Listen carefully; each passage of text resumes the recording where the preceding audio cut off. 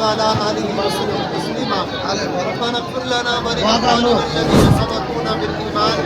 ولا تجعل في قلوبنا غلا للذين آمنوا ربنا إنك رؤوف رحيم